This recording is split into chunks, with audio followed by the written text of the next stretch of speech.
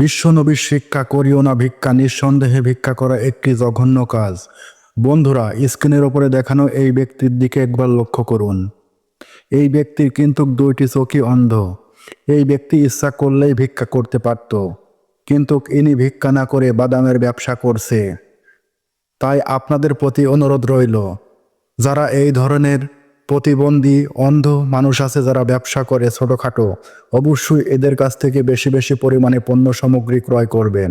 একদিন এক ভিক্ষুক বিশ্বনবীর দরবারে গেলেন।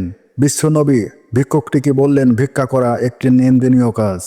তখন বিশ্বনবী তার গায়ের কম্বল খুলে সেই ভিক্ষুকটিকে দিয়ে তাকে একটি কুড়াল কিনে দিলেন। ভিক্ষুকটি জঙ্গলে সেই কুঠার দিয়ে কাঠ কাটতে লাগলো এবং সেই কাঠগুলো বাজারে বিক্রয় করতে লাগলো। এক সময় এভাবে সে কাঠ কেটে বাজারে বিক্রয় করতে করতে স্বাবলম্বী হয়ে গেল।